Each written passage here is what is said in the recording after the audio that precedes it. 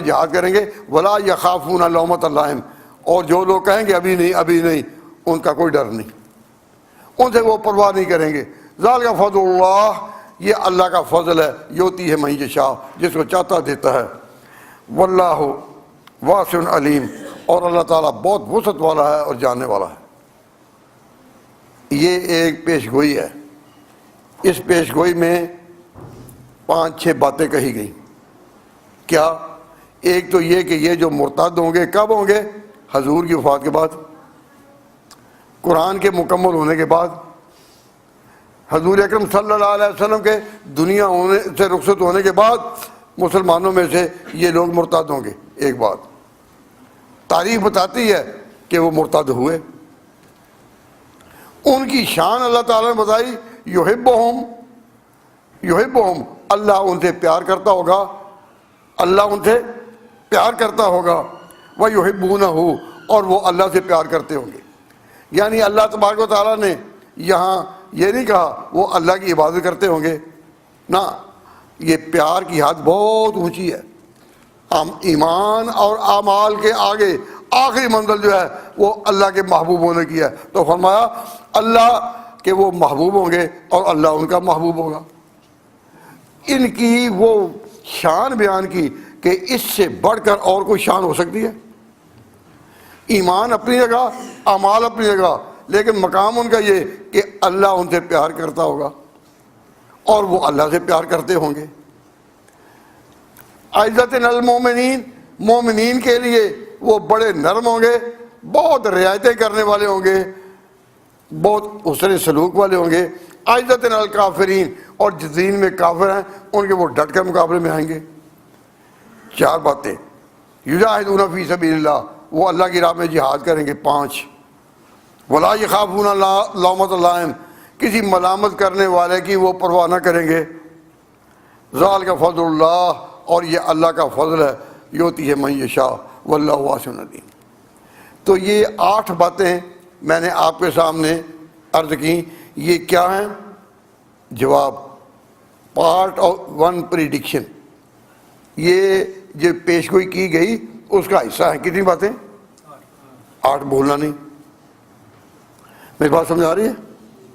یہ 8 باتیں وہ ہیں کہ جن کی اللہ نے پہلے سے خبر دی۔ اب یہ بات جب سمجھ آ گئی تو پھر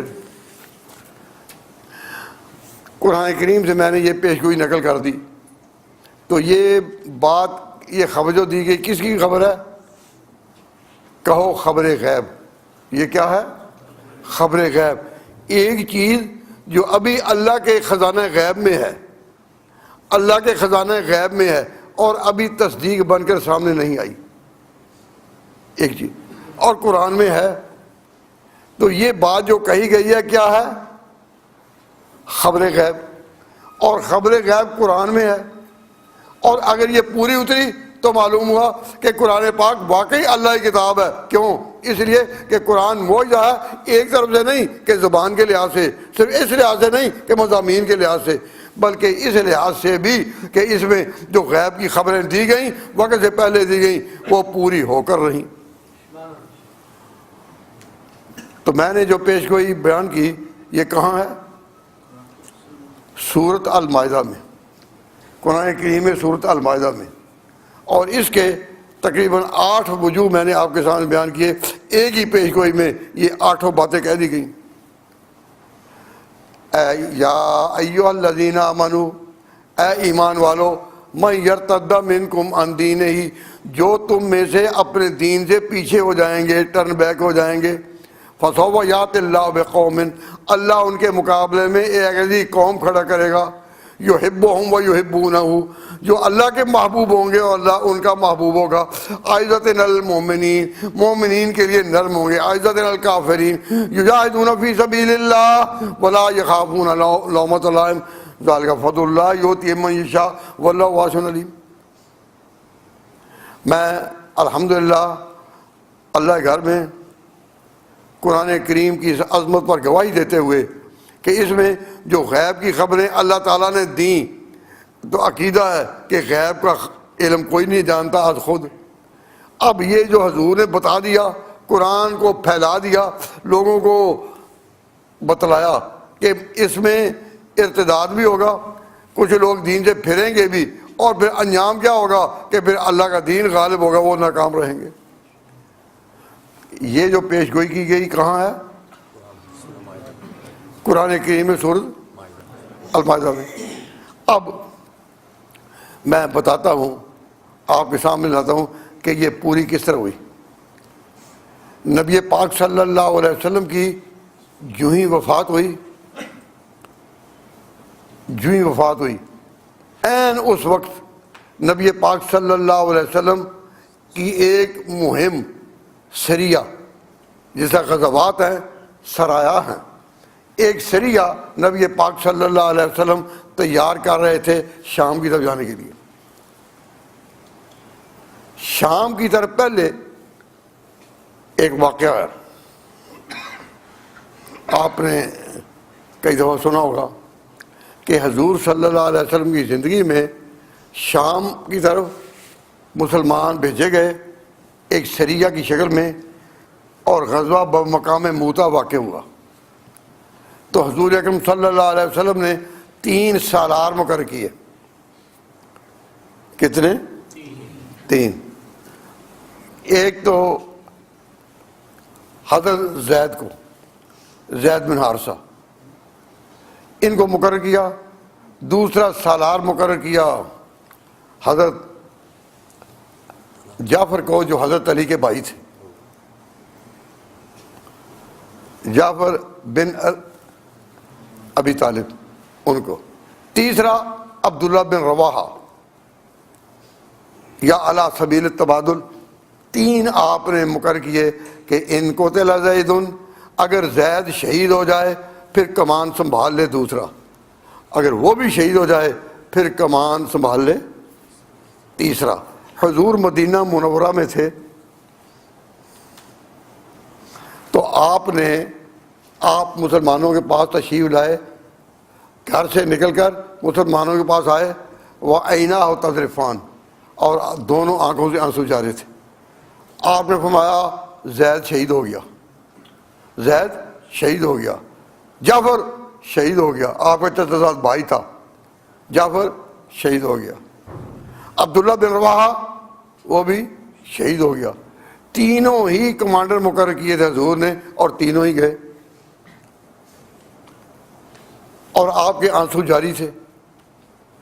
حضرت علی تو آپ کے چچا نہیں، حضرت جعفر تو آپ کے چچا بھائی تھے، وہ بھائی کا رشتہ بھی تھا، اور رو رہے ہیں حضور۔ تو حضور کے چہرے پر پھر کچھ خوشی کے آثار ہوئے۔ فرمایا کہ جو مسلمان میدان جنگ میں تھے انہوں نے ہمت نہیں آ رہی کہ اب کمانڈر شہید ہو گئے ہیں اور یہ بھاگ کے آ جائیں، آ کر حضور کو بتائیں کہ جی وہ تو شہید ہو گئے، کمانڈر سارے مارے گئے۔ وہ بھاگے نہیں، انہوں نے کیا کیا؟ انہوں نے آپس میں مل کر فوج نے آپس میں مل کر کہا کہ بھئی اپنے میں سے کسی کو آگے کر لیں، اور اسی لشکر میں خالد بن ولید بھی تھے۔ حضور اکرم صلی اللہ علیہ وسلم نے مسلمانوں کو اطلاع دی، حتیٰ اخذ الرایا، جھنڈا اٹھا لیا ہے، سیف من سیوف اللہ، اللہ کی تلواروں میں سے ایک تلوار نے۔ اب جھنڈا کس کے پاس آ گیا؟ خالد بن ولید کے پاس۔ تو فرمایا حتیٰ فتح اللہ علیہ یدہ، اس کے ہاتھ مسلمانوں کو پھر فتح ہوئی۔ یہ ایک مشہور واقعہ ہے۔ اس سے پتہ چلا کہ خالد بن ولید ایک عام فوجی کے طور پر اس جنگ میں تھے، اور ان کے اوپر حضرت زید بن حارثہ، عبداللہ بن رواحہ اور حضرت جعفر بن ابی طالب، یہ بڑے بڑے لوگ تھے۔ تو خالد بن ولید نے ذرا سا احساس نہیں کیا کہ بھئی میں بڑا فوجی ہوں، تو مجھے رکھا گیا پیچھے۔ حضور اکرم صلی اللہ علیہ وسلم نے جو بیان کیا وہ 3 کا، لیکن اللہ تعالیٰ جانتے تھے کہ یہ جو چوتھا ہے یہ اس طرح آئے گا کہ جب کوئی منصوص اور اپوائنٹڈ امیر نہیں، حکومت کی طرف سے، حکومت حضور کی تھی، حضور کی طرف سے کوئی اپوائنٹڈ امیر نہیں جنگ کا، جو لیڈ کرے، تو پھر ایسی صورت میں کیا کرنا چاہیے کہ مسلمان مل کر کسی کو چن لیں۔ تو خالد بن ولید کو کس نے چنا؟ مسلمانوں نے۔ تو مسئلہ کیا پتہ چلا کہ اگر نص نہیں موجود، کسی ایک پر نص موجود نہیں، تو پھر مسلمان اپنے شورا سے انتخاب کر سکتے ہیں۔ مثلا ایک مسئلہ کہ حضور اکرم صلی اللہ علیہ وسلم نے اگر سلطنت اسلامی کا کسی کو ہیڈ مقرر نہیں کیا، وفات سے پہلے نماز کا تو امام مقرر کیا اور سارے کام کیے، لیکن سلطنت کا ہیڈ کسی کو مقرر نہیں کیا، تو جب کسی کو مقرر نہیں کیا تو پھر قانون کیا ہوا کہ جو مسلمان ہیں وہ خود شورا کے ساتھ فیصلہ کریں۔ تو اگر نص موجود نہیں پھر قانون کیا ہے؟ پھر شورا ہے۔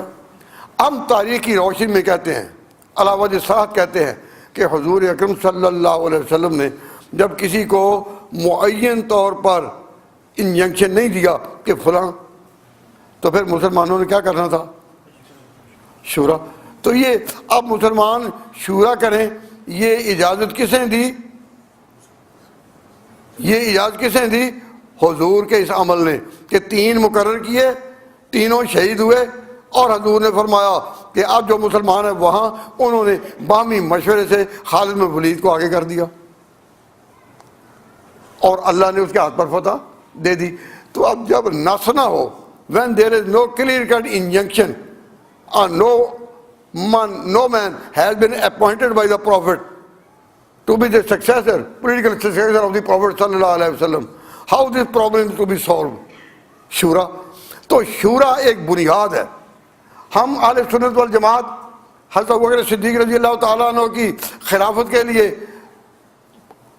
علیہ اعلان کہتے ہیں کہ یا تو حضور نے کسی کو اپوائنٹ کیا ہو، اگر نہیں تو پھر طریقہ فیصلہ شورا ہے، اور یہ طریقہ فیصلہ خود حضور کا منظور شدہ ہے۔ حضور کے سامنے واقعہ پیش آیا اور امت میں ایک اصول قائم ہو گیا کہ جب نص نہیں تو شورا ہے۔ تو خالد بن ولید اپوائنٹ کیے گئے کس بنا پر؟ شورا پر۔ اور کب کیے گئے؟ حضور کے وقت میں، زمانے میں، اور حضور نے اس کو اپنے بیان سے منظوری بخشی، فرمایا وہ شہید ہو گیا، وہ شہید ہو گیا، وہ شہید ہو گیا، حتیٰ اخذ الرایۃ سیف من سیوف اللہ۔ تو حضور کی زبان سے لفظ نکلا اللہ کی تلوار۔ تو اللہ کی تلواروں میں سے ایک تلوار نے بڑھ کر کمان مسلمانوں کی سنبھالی، فتح اللہ ولا ید ہے، اللہ نے اسے ہاتھوں پر فتح دی۔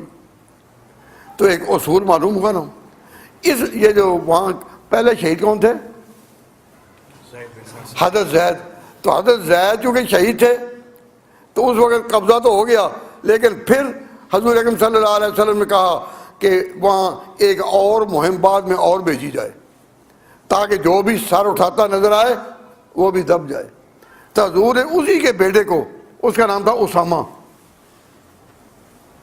خدا تعالیٰ نے یہ اسی کے مقدر کرنا تھا کہ اسامہ بن زید، اس زید کا بیٹا، اس کو کہا یہ لیڈ کرے گا، یہ لیڈ کرے گا، اور اس کے ماتحت جو بڑے بڑے لوگ مقرر کیے ان میں حضرت عمر بھی تھے۔ یا اللہ، یہ عجیبہ اتنا بڑا اہم لشکر کہ کمان کرے کون؟ اسامہ، ایک بچہ، وہ ابھی اتنا تجربہ کار نہیں، اور جو لشکر ہے اس میں حضرت عمر جیسے۔ اس سے پتہ چلتا ہے کہ ان دنوں مشترکہ جد و جہد میں چھوٹے بڑے کا کوئی امتیاز نہ تھا۔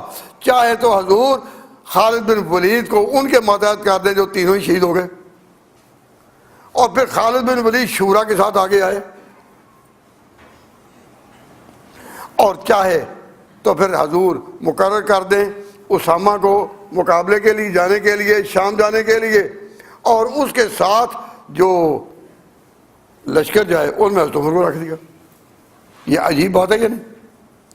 لیکن اسلام کی تاریخ ان حقائق سے روشن ہے۔ تو میں یہ توجہ دلا رہا ہوں، حضور کی وفات کب ہوئی؟ اس وقت ہوئی جب اسامہ کی تیاری حضور کرا رہے تھے۔